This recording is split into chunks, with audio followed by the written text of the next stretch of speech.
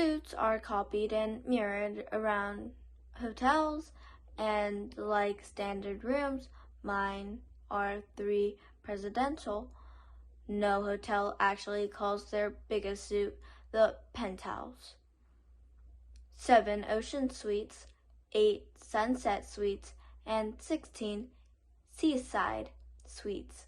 Each suite is identical to all the others in its category. Still, the presidentials are pretty big. Bigger than my last 3 apartments combined. So Mr. Kilday was either loaded or had more membership points than he knew what to do with. I entered room 4180, the only presidential suite open. Just a few feet inside the entrance was a giant black hard plastic shipping case.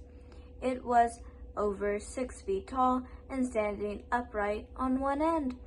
I had seen these plenty of times before, but only guests attending conventions who needed to ship bulky items. We certainly didn't have a convention going on, and Judel didn't say anything about the case in his email. I examined it. It was padlocked, and there was no name or shipping label, just a barcode and serial number. It felt extremely heavy when I touched it, easily 800 pounds. I wondered if Mr. Kilday shipped it here ahead of him, but someone would have needed a bullet jack to get it up here, and I had scarcely left the hotel for the past 3 days. I wouldn't have known about it. Anyways, I had a big Kotri rose petal design to make, so I decided to worry about the black case once I returned to my office.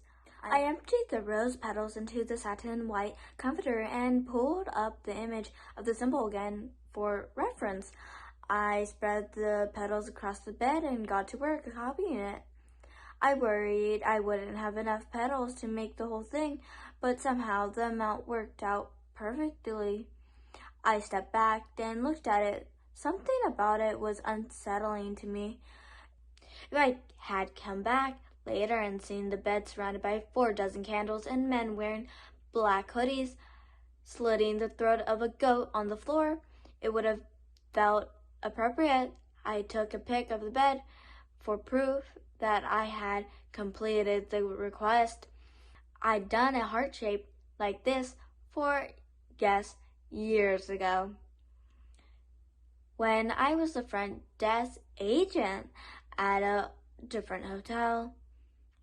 Once he checked in, the guy wiped the petals off, disposed of them, then complained to my manager that we never made the heart at all and ruined his anniversary.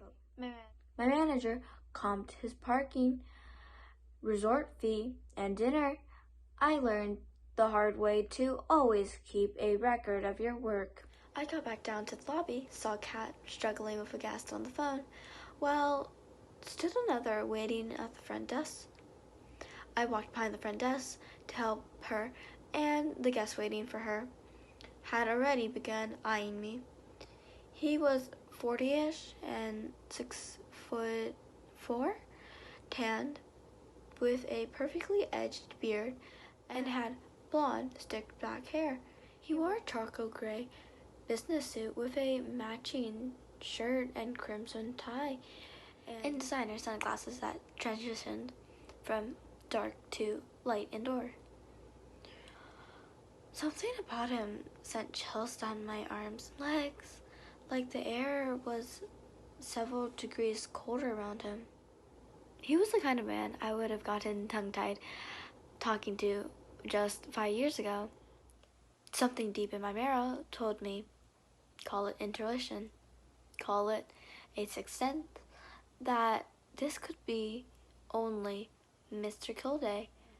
The rose petals suddenly felt like a beautiful but foreboding foreigner of the intense presence now staring at me from behind photographic lens. "I can help you right here, sir," I said, attempting to project just the right way of blend of professionalism and confidence. He walked over to me. I smiled. I thought he was about to smile back, but he didn't. No, he was clearly, worriedly, ominously not smiling. "Do you want to explain to me why you won't pick up my wife from the airport?" he barked, already bordering on vivid. "Did we book transportation for you, sir? That kid in valet out front said he can't take the shuffle. I want you to tell me why." "I see. Unfortunately, we don't have an airport shuttle, sir. What I usually recommend is—" He cut me off. "You have an airport shuttle? I think there's a miscommunication. We have a located area shuttle. It runs within 5 miles radius of the hotel, but it's not as far as the airport." "It says you do on your website."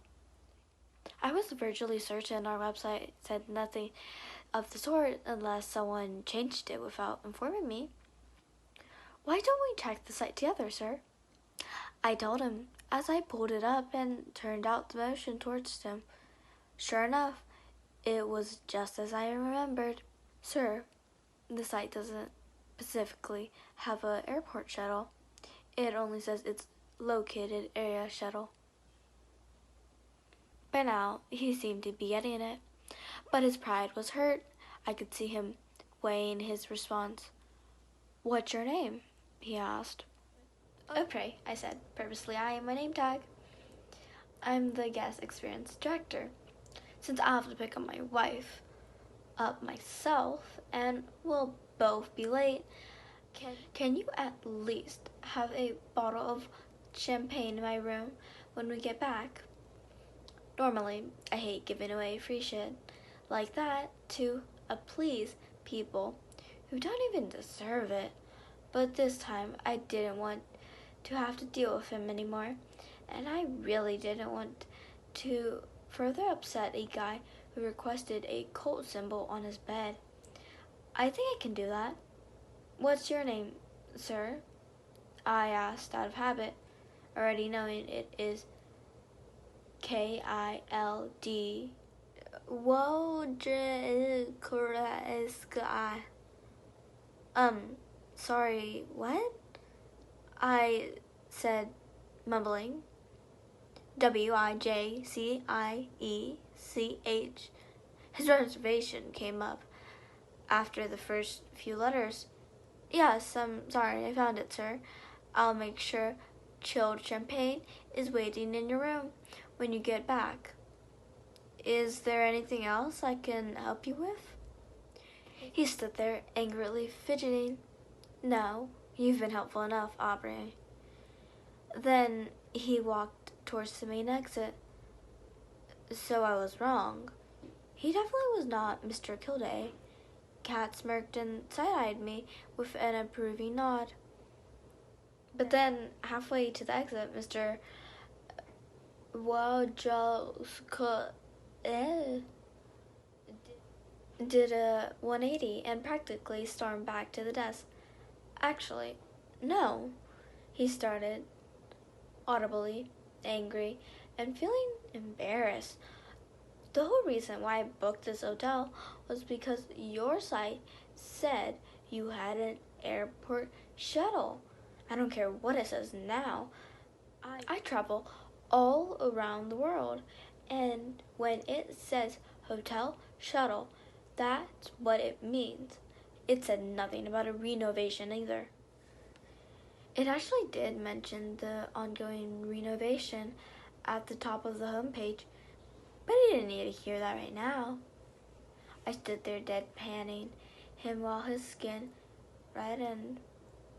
"You're gonna upgrade me to a presidential suite and pay for a cab or Uber for my wife?"